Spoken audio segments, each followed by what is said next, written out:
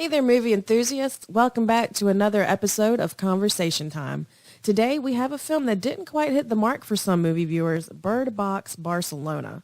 Brace yourselves because we're about to discuss a film that had all the potential to be thrilling and captivating but fell flat on its face.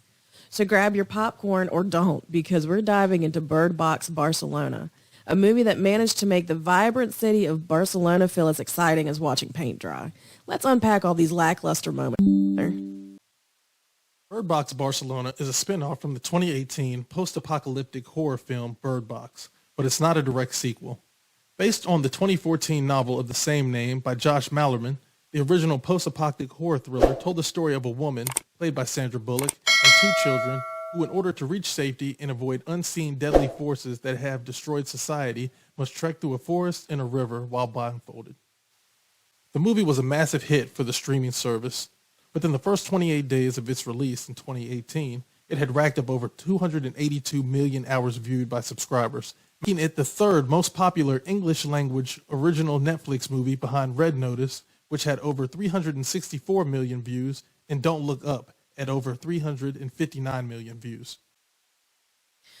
Box Barcelona follows a father, Sebastian, and his daughter, Anna, and those who join up to try and survive a dystopian future which no one survives, looking at entities that have invaded and roamed the earth. Directed and written by Alex and David Pastor, with this Spanish psychological thriller, the promotion and marketing looked promising and intriguing as the cast follows a journey through the streets of Barcelona. However, not every film manages to captivate the audience members. So let's do a deep dive into why Box Barcelona fell short for some viewers. The new movie focuses on the experiences of husband and father Sebastian, played by Mario Casas, in Barcelona after the city is overrun by the same invisible killer entities from the original film. The spin-off cuts between the immediate aftermath of the invasion and to months later when Sebastian joins a group of survivors, including an English author, a Mexican delivery man, and a lost German girl. While this premise holds potential, it ultimately fails to deliver on its promise, leaving viewers craving more suspense and character development that the prior film delivered. One of the major flaws in Box Barcelona is the lack of character development. We're introduced to Sebastian, but he remains flat and an underdeveloped character throughout the film. His journey lacks emotional depth, making it difficult for viewers to connect and empathize with him, similar to some of the other characters that we'll meet along the way in the film's 112-minute run. The performances in Box Barcelona are decent at best, but they can only do so much with the limited material they are given. The cast gives it their best shot, but the lack of character development hinders their ability to really shine on screen. Supporting actors also fall victim to a weak script, leaving their performances feeling even more lackluster. While the initial premise of Box Barcelona seems intriguing, the execution falls flat. The plot lacks coherence and fails to provide a satisfying resolution. The narrative struggles to maintain tension and intrigue, leaving me feel more bored and disengaged. Despite its shortcomings, Box Barcelona does have some redeeming qualities in terms of visuals. The cinematography captures the vibrant essence of Barcelona, showcasing at times its beauty and energy. However, stunning visuals alone cannot compensate for the lackluster storytelling. So for me personally, I was excited for this film. I actually put things on my calendar for when movies are dropping. And when I heard, I was like, oh yeah, Bird Box 2. I mean, we know the original film had Sandra Bullock, John Malkovich, Sarah Paulson, even Machine Gun Kelly was in the original one. And I don't know. I guess a lot of times where these sequels come out, I think the expectation is so high because we think it's going to hit the mark that the original did. And I just couldn't get behind this one. I think I dozed off a few times. I had to rewind it back. But I was really excited and really wanted more out of this film than what I got. And I mean, I guess I understand you can only do so much with creatures, and in the original one, it just had more of that suspense feeling to it. I think it was around the same time when A Quiet Place was out, so we were getting those type of dystopian movies. Where, well, there were a couple different movies that year that had, because there was another one. I want to say it was on Netflix, and I don't remember what it was. but it was something similar to Bird Box, and I feel like I want to say Stanley Tucci was in it, but I can't remember for sure.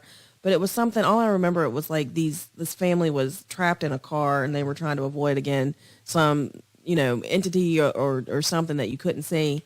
But I mean, Bird Box, the original, was just, first of all, I'm a huge Sandra Bullock fan to begin with, and she did just a good job with it, and it's kind of like you said, it was thrilling. It kept you captivated with it, and it was just. This one, I mean, I'll be honest, I either just zoned out or fell asleep, like, probably quarter way through. It just wasn't there for me. Like, and it was a little bit more of a different twist. It was more the side, without, creating any spoilers or anything, it was more diving into what these creatures were. So it was, I think it didn't have really the same premise as the first one, other than the fact that you couldn't look at them kind of deal. So it's good, but not something that I would, tell anybody to rush to see. If you're looking for something to watch, it's something to put on. I mean, I think there are other things to watch. Yeah. I mean, if you've kind of, listened, the word of the day with this movie seems to be lackluster. So it just didn't live up to the hype. And the runtime was long, and it just drug on. In the parts of the movie, I'm like, all right. Let me just get to the end. Mm-hmm. That's never a good sign when you're watching a movie and you just want it to be over. So, I mean, hopefully this is the end of this. No, they're talking about potential spinoffs. What, just different countries? I mean, how many more spinoffs can you do? I don't know if it's different countries or just examine it, because at the end of the film, without giving any spoilers away, they kind of left it open-ended. Okay. So they left it for an opportunity to really do a deeper dive. Into what these creatures potentially were. I mean, it's based off a novel. So is that novel a series? I'm sure it is. I mean, we could check. I'm sure they got it on Amazon, or someone's done a book review on it. But like I said, for me, it missed the mark. For others, let us know what y'all think in the comments. Tell us how you felt about it. If y'all watched it, if you loved it, if you hated it, what else you would like to see more of from it.